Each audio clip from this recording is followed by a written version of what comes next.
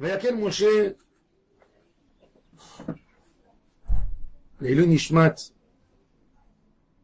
נתן מישאל בן חיה סולנג' סוליקה, לעילוי נשמת נעמי בת רחל, לרפואת אליהו בן רות מסודי, אסתר בת רות מסודי, לרפואת דניאל, תמר עטו בת פורטונה.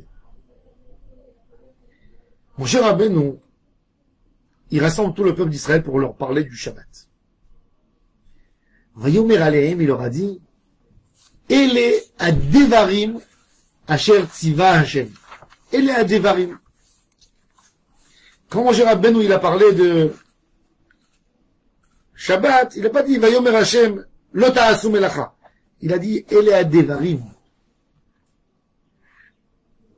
Am Israël, la majorité du Ham Israël, les pratiquants, un juif pratiquant, tout de suite on le met dans la catégorie de Shomer Shabbat. C'est ça la pratique d'un juif. Quand tu veux dire il est pratiquant, qu'est-ce que tu veux dire quand tu dis il est pratiquant? Shomer Shabbat. Kashrut, oui. Normalement un juif qui fait Shabbat, il mange kasher. Oui. Un juif qui fait Shabbat, il mange kasher.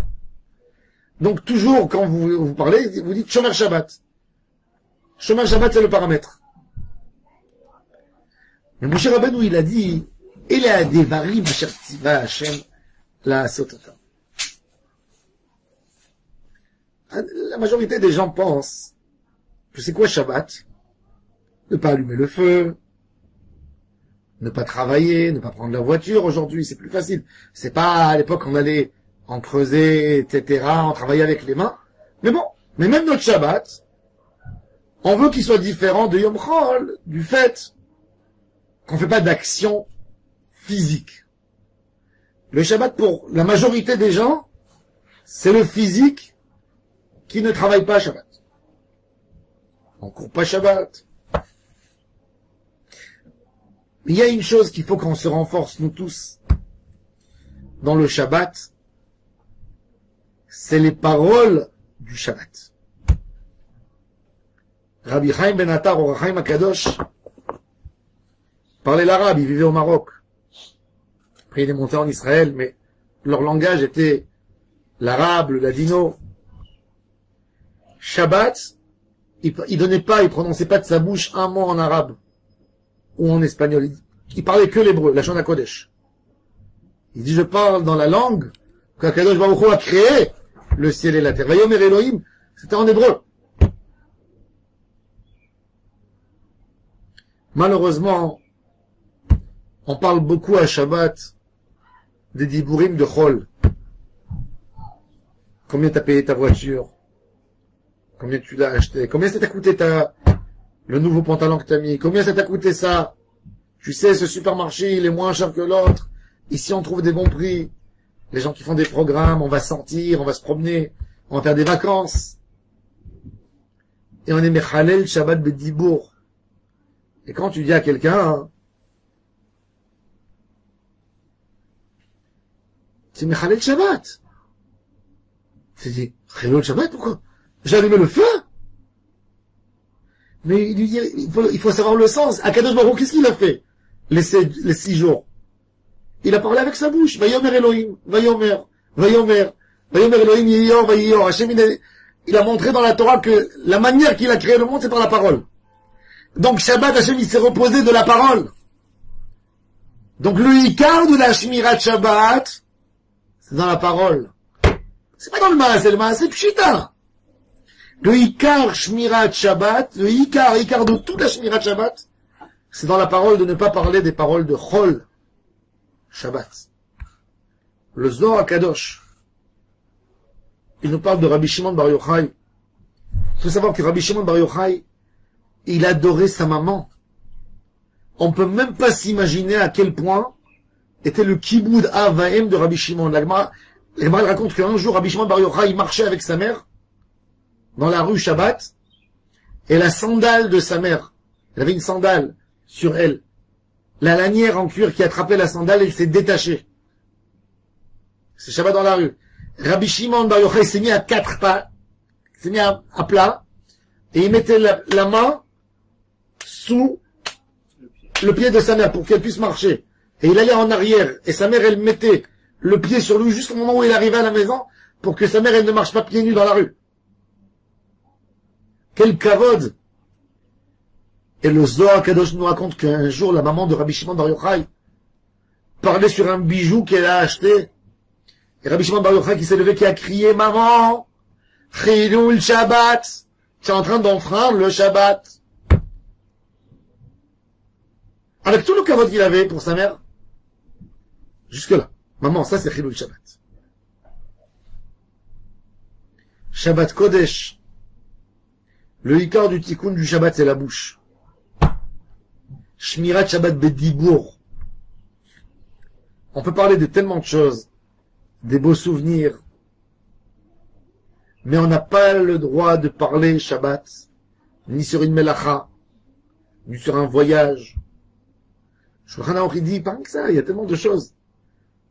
Même de prendre un journal, la partie des annonces et des affiches, et des choses qui parlent d'affaires, de prix, c'est mouktsé, il dit Shulchan Aruch.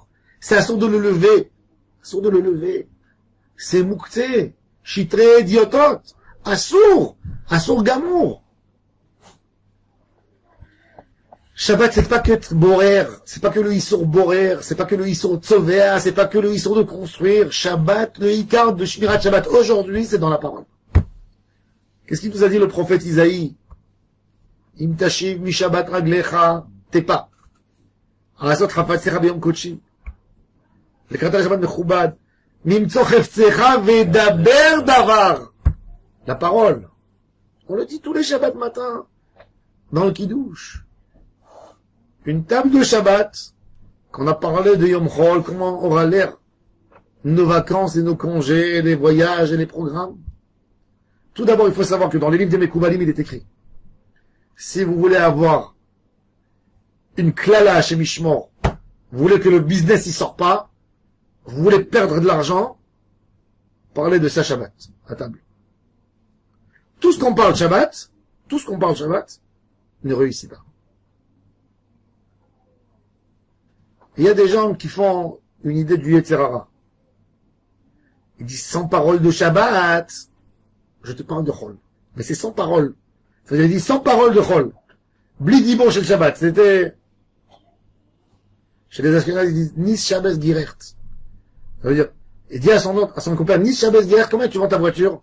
Et l'autre lui dit, Nis Shabbat Girert. Ma voiture, je veux 10 000 euros. Et quand il vient, à Mincha, après, il lui dit, Nis Shabbat Girert. Je veux te l'acheter. Il lui dit, Nis Shabbat Girert, ma voiture, elle a déjà été vendue.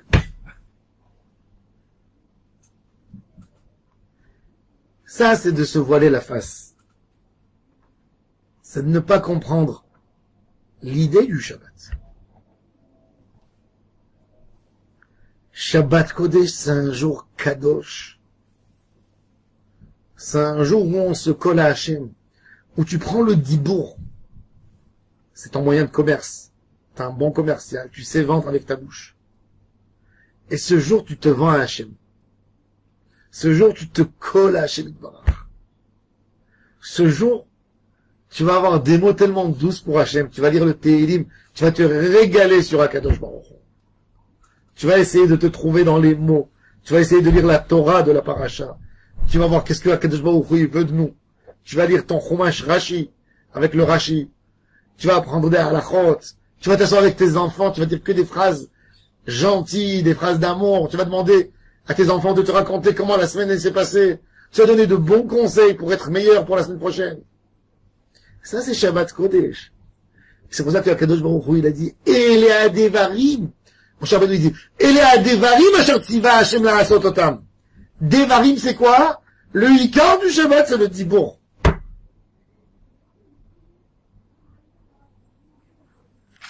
Rabbi Yaakov Uchatzira dans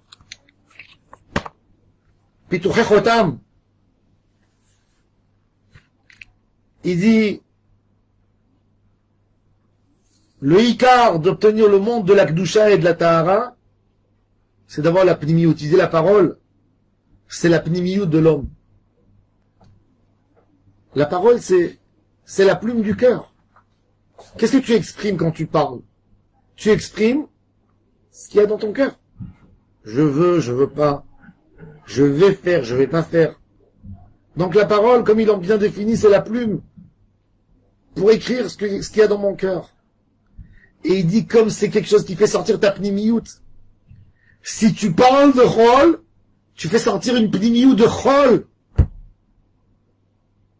Et si tu parles de gdusha, c'est de la gdusha qui va sortir.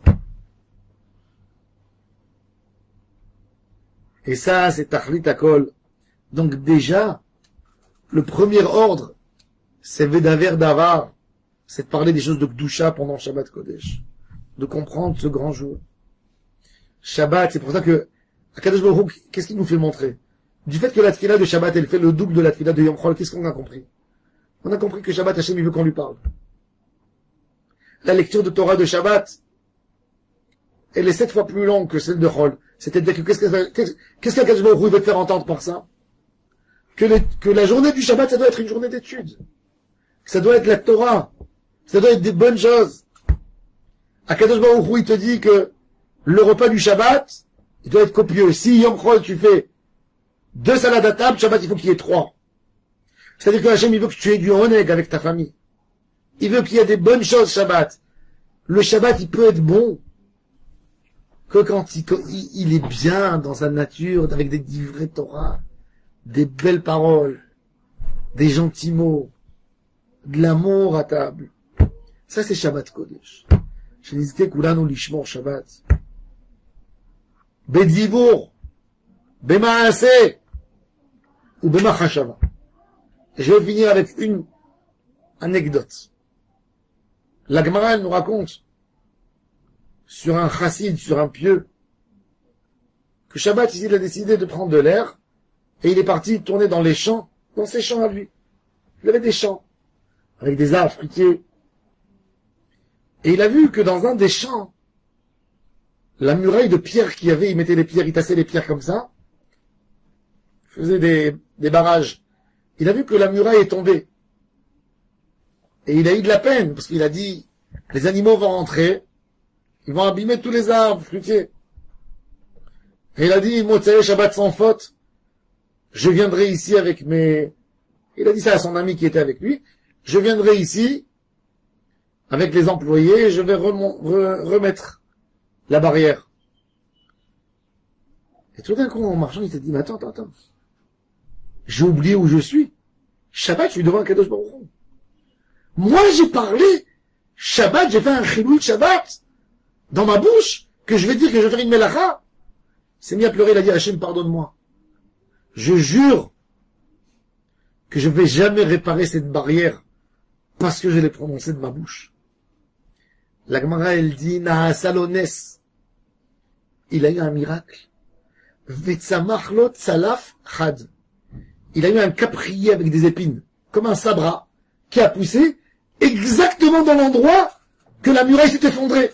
Et donc elle a recouvert exactement le trou, et plus personne qui pouvait rentrer. Ça, c'est l'histoire dans la Gemara. Le Hari Akadosh, il dit, il lui est sorti un caprier. Salaf, mais un caprier, il y a plusieurs sortes de capres. Il y a des capres avec des épines, et des capres sans épines. Les agriculteurs, ils cherchent pas à mettre, ils veulent des capres sans épines pour qu'on puisse ramasser les capres. Il dit, et pourquoi il a eu Salaf avec des épines, un caprier avec des épines? Il dit, parce que ce chassid était le Gilgoul de qui? De la première personne qui a profané le Shabbat du Ham Israël. C'est qui? C'est Stofrad. Stofrad était le premier juif, Stofrad, qui a taillé du bois Shabbat. Je vous ai dit, Herman Separ, on ne savait pas quoi faire avec lui. Le premier, ce tzaddik, c'était son Gilgoul. Lui, il a profané Shabbat dans l'action. Il est parti tailler du bois. Ce pieux, cet homme pieux, il a gardé même sa bouche. Il a dit, oh, il va avoir, même dans ma bouche, même dans la bouche, on peut profaner. Quand il a fait cet acte, il a dit, je fais tchouva sur ça. Il a fait la réparation de la Neshama. Il a élevé la Neshama de Tselofrad. Et il lui a fait un tikkun, donc il lui est sorti un caprier, qu'en hébreu il s'appelle Tzalaf, Chad, avec des épines. Tzlof, Chad. Tzalaf, Chad. Hachem Izaki Odanu de garder Shabbat. Shabbat Kodesh, de comprendre l'importance du Shabbat. Quand des gens ils parlent Shabbat, c'est parce que ils ne comprennent pas l'importance du jour. C'est comme si quelqu'un,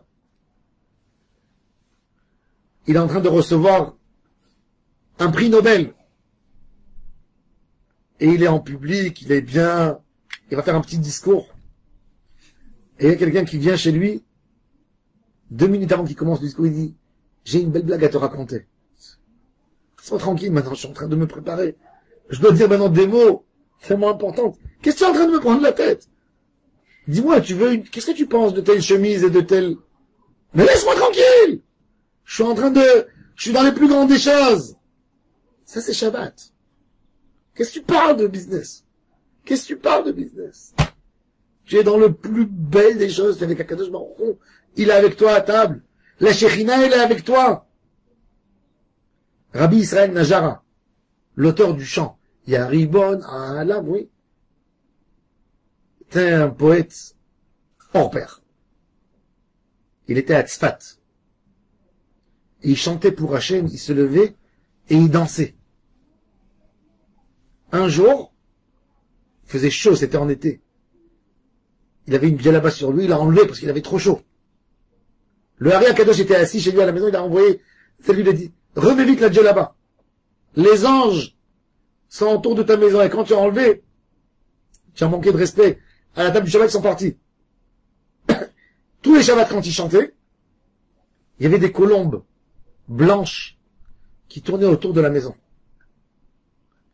Et toute Tzfat venait pour voir, quand ils chantaient Shabbat, il y avait des colombes, des groupes énormes comme ça de colombes qui tournaient autour. Ça s'est entendu. Il y avait des Arabes qui habitaient dans l'autre coin des Tzfat, des Bédouins. Ils ont dit, on peut chasser ces colombes. Sont venus quelques chasseurs avec des flèches. Et quand ils ont tiré les flèches sur les colombes, les flèches sont retournées sur eux, ils ont tué sur place. C'était les anges en forme de colombes blanches qui venaient et qui entendaient les chants. Chaque juif, quand il chante, les malachim, ils descendent autour de sa table. Quel shefa il peut avoir. Si on garde le Shabbat, Bédibour, Dibour, c'est la partie la plus importante. C'est au cerveau, c'est au niveau de la neshama. Chez Mizaken, nous ishmor Shabbat comme il faut. Chez Shabbat, Shalom, Mvorach. Baruch Adonai Le'olam. Amen, amen.